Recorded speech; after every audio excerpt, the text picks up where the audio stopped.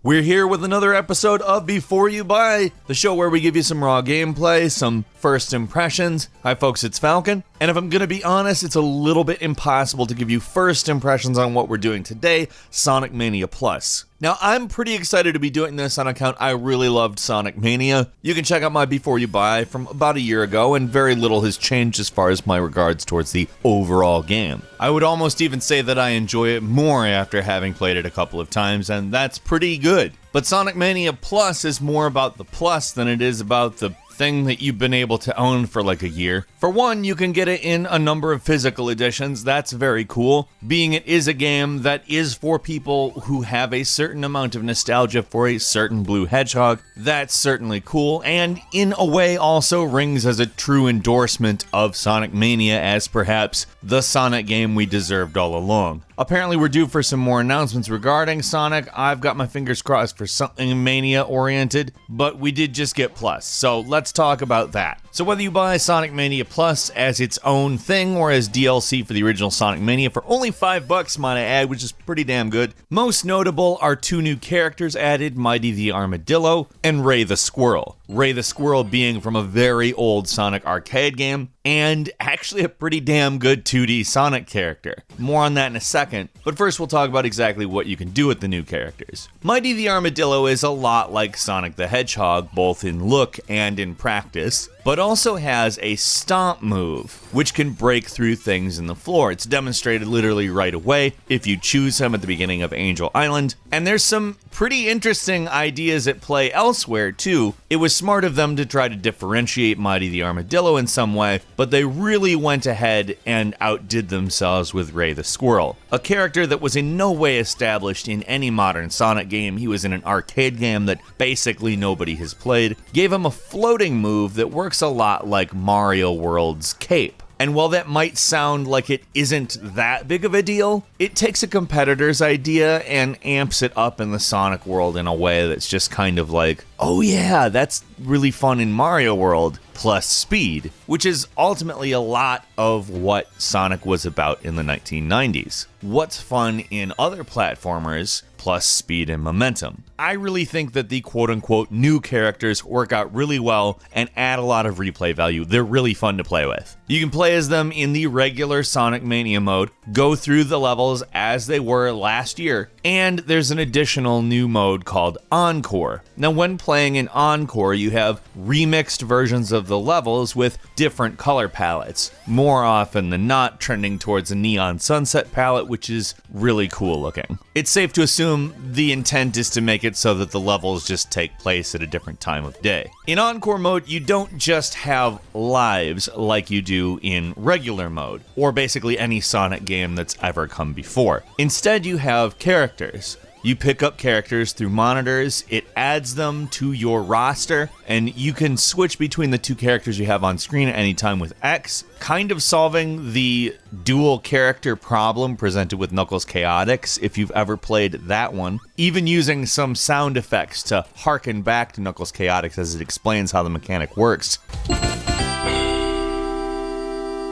And you can't really time out either. Encore mode starts off with Angel Island Zone, and you actually play pretty close to an Act 1 of Angel Island, but it's tweaked a little bit to keep you moving forward instead of exploring. There really isn't much to explore at all. That said, it was nice to see the level. The tile set, as seen in the original Sonic Mania, was gorgeous. I did want to walk through it, and I was satisfied for that. And aside from the visual tweaks and some additional obstacles and areas, that's pretty much the extent of the additions in Mania mode. It's not massively different. It's different enough because of the mechanics and the way they interact with the world, but I'm gonna say one really minor criticism is that, yeah, I know it's a $5 expansion, and it shouldn't be expected that there are tons of new levels or anything, but it would have been nice if there was one or two new zones. Does that make it feel like it's not worth $5? No.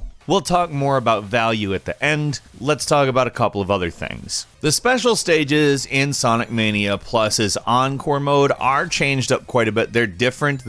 I'm going to go ahead and say, a little weirder. I don't know if I consider them harder. They seemed harder, but at this point I have the original set of special stages memorized, so the fact that I don't have these memorized makes them seem harder than they possibly are. The special stages themselves, I just absolutely enjoy. They're great. The bonus stages, they've added something nice and interesting that I would like to spend a little bit of time on. They added a pinball mode that in some ways harkens back to Sonic Spinball a bit. I mean, it's a more straightforward pinball game, and that's not in any way a complaint because they are very fun. They are also fairly challenging, which I think would be a fair thing to say about the tweaks to the actual normal level designs as well. The Encore changes to all of the levels, aside from the visual ones, do make them more challenging and even maybe a bit more exploration oriented. Now, that's actually kind of a feat on account. The original Mania set of zones actually took a more large-scale approach to a lot of classic Sonic levels and gave us a little bit more exploration in some areas that we really just didn't have before. Sonic Mania took the Sonic 3 approach to a bunch of Sonic 1 and 2 levels, as well as included some larger scale versions of some Sonic 3 and Knuckles levels, and Sonic Mania Plus keeps going in that direction. Now, being it hasn't been out for very long, I really didn't get the opportunity to do the 4-player race mode, but knowing how the competitive Sonic modes are, having the ability to do it with 4 people means having great weekend parties in actually a way that I kind of wish we could have done in the 1990s. And ultimately, that's a lot of what Sonic Mania and now Sonic Mania Plus are about. Augmenting the old Sonic formula with fresh ideas, more advanced visuals, and a fluidity that just never was there. In my opinion, Sonic Mania has done the trick. It's become what Sonic should be. If you didn't play this game last year, you thought maybe it seemed like a bit of a side project, and that Sega maybe pumped more money into Sonic Forces, which wasn't terrible, but was pretty disappointing after playing Sonic Mania, especially the 2D parts. The 2D parts were just garbage. This is the game that gets it right. And now it gets it more right, adding more variety, more gameplay, more mechanics that I hope we build on more in a, crossing my fingers, sequel to Sonic Mania. They need to do this. And why wouldn't they? It made tons of money, it got tons of reviews, just like the one I did last year,